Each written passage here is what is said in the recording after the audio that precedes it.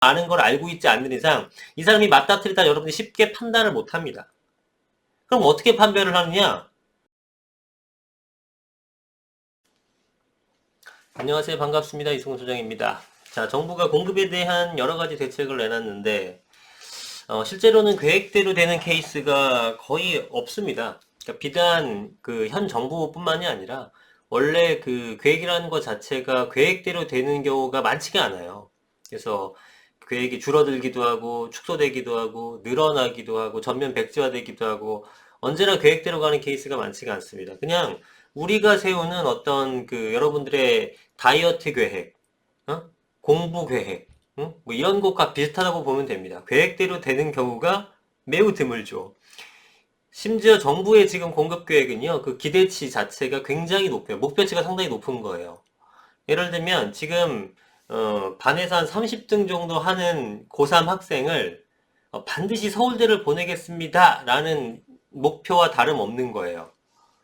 그러니까 그 아이가 고3이 아니라 초등학교 3학년이라면 반에서 30등 하는 아이더라도 얼마든지 서울대 보낼 수 있는 가능성이 있죠. 혹은 고3 학생이지만 서울대가 아니라 일반 한 4년제 대학을 목표로 하겠다라고 하게 되면은 그것도 쉽진 않지만 가능한 얘기입니다. 근데 반에서 한 30등 하는 아이, 한 30등 하고 있는 고3 학생을 바로 서울대를 보내겠다고 하면은 그건 그냥 말이 안 되는 얘기예요. 그냥 픽션이고 소설입니다. 이사대책 같은 경우가 지금 그런 수준인 거예요. 제 얘기가 맞는지 틀린지는 시간이 지나면 자연스레 알게 될 거니까 더 이상 논하지 않고, 사실 부동산을 조금만 공부를 한 분이라면은 충분히 보여질 수 있는 그런 정책입니다. 예. 왜냐면 너무 말이 안 되니까. 그래서 이사대책이 현실에서 실제로 어떻게 적용되겠느냐라고 저에게 물으신다면, 어, 서울대를 가지 말고 그냥 4년제를 목표로 잡아서 정부가 제시한 기간 내에 83만 호가 아니라 20만 호만 지어줘도 선방한 거예요.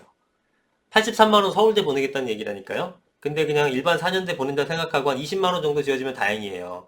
혹은 초등학교 3학년 학생을 서울대 보낼 수 있죠. 하지만 긴 시간이 필요하죠. 그래서 기간을 뭐 5년 이딴 소리 하지 말고 한 15년이나 이렇게 이 정도쯤 잡으면 10년 이상 잡게 되면은 83만 원 공급이 가능할 겁니다. 그래서 단기간에는 목표치보다 현저히 적은 공급량이 시장에 나올 것이고, 그렇게 지속적으로 가서 시간이 꽤 흘러야지만 83만 호라는 어떤 수치에 도달하게 되는 거예요. 누차 강조하지만, 어, 지금 이 형태에서는 양도세를 풀지 않고는 집값을 잡을 수가 없습니다. 양도세가 왜 푸는 게 중요하냐면 시장이 내일 아침이라도 당장 수십만 채를 내보낼 수 있기 때문에. 근데 그거를 묶어놓고 공급을 하겠다? 공급은 단기간에 그렇게 지어질 수가 없는 거예요. 근데 정부는 절대 양도세 안 풀고, 왜냐면 집값 안정에는 솔직히 안중에도 없는 것 같고 세수 확보만 열을 올리고 있기 때문에. 그래서 무주택자는 집을 못 사서 자산 증시에 기회가 없기 때문에 불편하고 답답하고, 유주택자는 세금을 왕창 내서 하여튼 국민 모두가, 무주택자 유주택자 국민 모두가 가난해지고 정부만 배가 부르고 경제는 작살이 나는 아사리판이 된 겁니다. 그런데 이렇게 허무맹랑한 정책을 발표할 때 이것을 믿는 사람이 의외로 많습니다. 놀랍게도. 특히 하락론자들은 이 판타지 리포트의 숫자를 100% 신뢰를 해요. 맹신합니다. 그러니까 맨날 떨어진다고 얘기할 수밖에 없는 거죠. 이걸 믿으니까. 이거대로 되게 되면 효과가 있겠지. 이거대로 안 되니까 문제 아니겠습니까? 쉽게 말해서 반에서 30등 하는 고3 학생이 저는 이제부터 공부를 열심히 해서 서울대를 가겠습니다! 라고 선언하게 되면 그냥 그거를 검증 없이 사실로 받아들이는 겁니다. 하락론자들은. 이 얼마나 어이없는 상황인지 이해가 되시나요? 그냥 공부 30등 하는 애가 저 내년에 서울대 가겠습니다! 라고 얘기하게 되면은 그냥 하나의 외침이고 뭔 소리 하는 거야? 이렇게 생각해야 정상인데, 아, 그렇구나. 서울대 가는구나. 그냥 이렇게 믿어버린다니까요.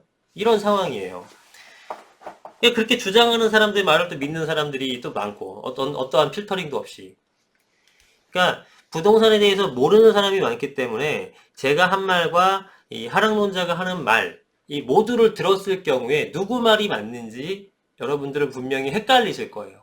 왜냐하면 부동산에 대해서 모르시니까. 근데 제가 궁금한 거는, 어, 지금 그 사람들, 하락론자들은 수년째 틀리고 있잖아요.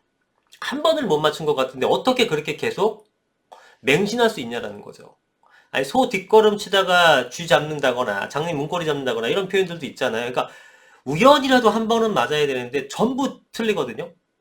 근데도 계속 쉴드를 쳐요. 그러니까 어쩔 때막 무섭다니까. 그냥 이 사람들은 현실을 부정하는 사람들이구나. 그냥 이상적인 판단이 안 되는 사람들이구나. 이런 생각까지 들어요. 결과를 보면서도 그게 아니라는 것이 확인이 되더라도 본인의 고집을 안 꺾는 거죠. 보세요. 제가 만약에 주식 관련 영상을 보거나 아니면은 요즘 뜨는 뭐 암호화폐 같은, 그러니까 제가 지식이 부족한 분야의 영상을 보게 되면 거기서도 전문가라고 나오는 분들의 의견이 다 달라요. 그러니까 제가 보고 이분은 조금 논리가 부족하네? 이런 분은 제가 볼 때는 없어요. 왜냐면 내가 잘 모르기 때문에 다 나름대로 논리가 있어 보여. 근데 결과를 보게 되면 분명히 둘 중에 한 놈이 틀린 거잖아요. 근데 틀렸던 사람도 그때 당시 얘기를 들어봤을 땐 되게 그럴싸하거든. 내가 무슨 얘기를 드리고 싶은 건가 하면은 논리적이지 않지만 겉으로 논리적으로 보인다고 해서 혹은 논리적이더라고 하더라도 그 논리의 결과가 반드시 사실이거나 참이 되진 않는다는 겁니다. 왜냐하면 방금 말씀드린 것처럼 이유가 여러 가지 있지만 일단 논리적으로 보이는 그 말을 그 사람보다 우리가 그 분야의 지식이 더 많지 않은 이상 논리적이다 아니다를 판단할 수가 없어요, 여러분들은. 초등학교 3학년 학생이 있는데 자기가 모르는 문제를 갖고 왔어요. 초등학교 6학년 형이나 중학교 3학년 형이나 고등학교 3학년 형한테 물어봤을 때 다 자기한테 알려줄 수 있거든요.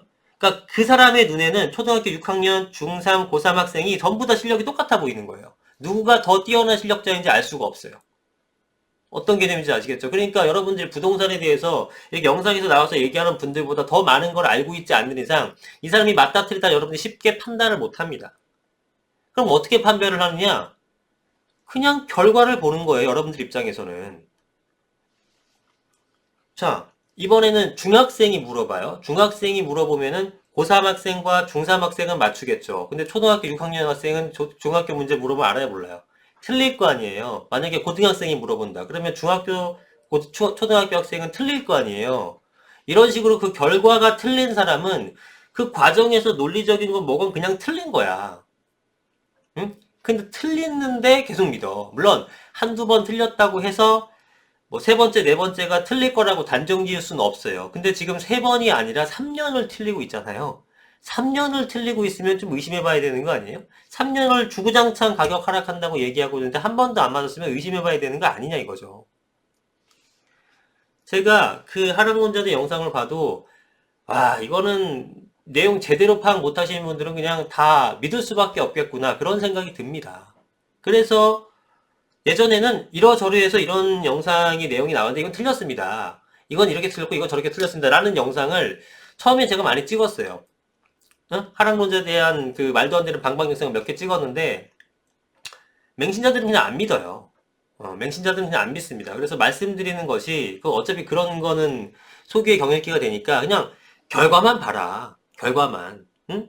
판단이 안 되면 그냥 결과만 봐라. 지금도 이 부동산 하락을 믿는 분들이 굉장히 많고 수백만 명 이상일 텐데 제가 볼 땐 1, 2년 더 깨져보시고 다시 생각해 보셔야 되나요?